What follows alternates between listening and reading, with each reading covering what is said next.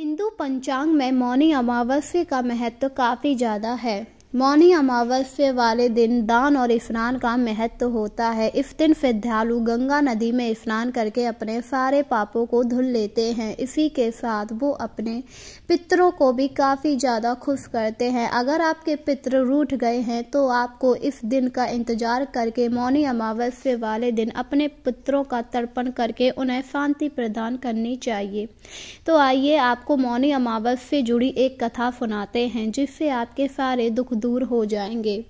किसी समय एक नगर में एक व्यक्ति रहा करता था। वह काफ़ी ज़्यादा निर्धन था, क्योंकि उसके पितर उससे काफ़ी ज़्यादा रुष्ट थे। उसके घर में बिल्कुल भी आमदनी नहीं हो रही थी, जिस वजह से वह व्यक्ति इधर उधर भटकता था और उसका परिवार भी काफ़ी दुखी रहता। ये सब देखकर एक दिन व्यक्ति एक पुजारी के पास गया और बोला, हे पुजारी, मेरी मदद कीजिए। पता नहीं कौन सा पाप है जो मेरे घर में बिल्कुल भी धन नहीं आ रहा है। जो कुछ भी है वो नष्ट होता जा रहा है। ऐसा लग रहा है कोई भूत प्रेत पीछे पड़ गया है। नहीं नहीं, भूत प्रेत कोई नहीं है। तुम्हारे पूर्वज तुमसे रुष्ट हो गए हैं, इसीलिए ऐसा हो रहा है। क्या मेरे पूर्वज मुझसे रुष्ट हो गए? पर मैंने तो कोई ऐसा काम ही नहीं किया जिससे वो रुष्ट हो। तुमने कुछ ना कुछ ऐसा किया है जिससे तुम्हारे पूर्वज रुष्ट हो गए हैं, इसीलिए तुम्हारे घर पर धन नहीं रुक रहा है और तुम्हारे घर पर अन्न की भी कमी हो गई है। अगर तुम अपने पितरों को शांत करोगे तो सब कुछ सही हो जाएगा। पर पितरों को शांत करने के लिए मुझे क्या करना पड़ेगा? मुझे तो कुछ पता ही नहीं है। कुछ समय बाद मौनी अमावस्या है, तो मौनी अमावस्या वाले दिन गंगा नदी में जाकर तर्पण करना, जिससे तुम्हारे पितरों को शांति मिलेगी, और साथ ही दान करना, जिससे तुम पर विष्णु भगवान की कृपा हमेशा बनी रहेगी। यह सुनकर वह व्यक्ति काफ़ी ज़्यादा खुश हुआ। धीरे धीरे समय गुजरा। मौनी अमावस्या के एक दिन पहले उसने अपनी पत्नी से कहा, सुनो, कल गंगा नदी पर चलना है, क्योंकि वहां जाकर हम अपने पूर्वजों का तर्पण करेंगे। पर ऐसा करने से क्या होगा स्वामी? ऐसा करने से हमारे पितरों को शांति मिलेगी और हमारे ऊपर विष्णु भगवान की कृपा होगी, क्योंकि ये सब पितरों के रुष्ट होने की वजह से हो रहा है।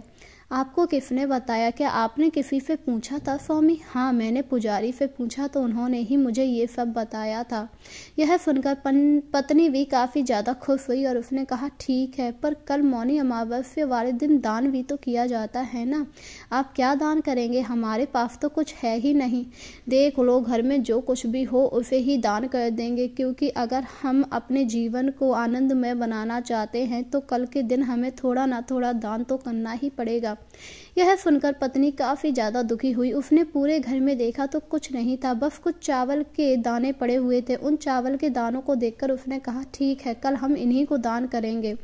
अगले दिन वह लोग गंगा नदी के किनारे गए, जहां पर उस व्यक्ति ने अपने पूर्वजों का तर्पण व पिंड दान किया और फिर गंगा नदी में स्नान कर लिया। गंगा नदी में स्नान करने के बाद उसने उन चावलों को पकड़ा और एक ब्राह्मण को दान कर दिया, जिससे ब्राह्मण ने उसे सदा सुखी रहने का आशीर्वाद दिया। यह सुनकर व्यक्ति काफी ज्यादा खुश हुआ। इसके बाद उसने पीपल के पेड़ के नीचे जाकर विष्णु भगवान की पूजा की और 108 परिक्रमा लगाई। इसके बाद उसने अपनी पत्नी से कहा, अब हमें घर चलना चाहिए, वैसे भी शाम होने को आ गई है। अजी, अब सब कुछ ठीक तो हो जाएगा ना? हाँ हाँ, सब कुछ ठीक हो जाएगा। मुझे विष्णु भगवान पर पूरा भरोसा है। वैसे भी अब हमारे पितरों को शांति मिल चुकी होगी। इसके बाद वह लोग घर आ गए। घर आने पर उनकी आंखें फटी की फटी रह गई, क्योंकि पूरा घर धन धान्य से भरा हुआ था। ये सब देखकर वह दोनों काफी ज्यादा खुश हुए। इस तरह जिनके पितर रुष्ट हो जाते हैं उनके घर पर धन और अन्न की कमी हो जाती है। इसीलिए मौनी अमावस्या वाले दिन आपको अपने पितरों का पिंड दान और तर्पण करके उन्हें शांति प्रदान करनी चाहिए, जिससे आपके पितर खुश होंगे और आपके ऊपर उनकी कृपा हमेशा बनी रहेगी। इसी के साथ आपको इस दिन गंगा नदी में स्नान करके दान करना चाहिए, विष्णु भगवान की पूजा करनी चाहिए, जिससे विष्णु भगवान की कृपा आपके ऊपर हमेशा बनी रहेगी।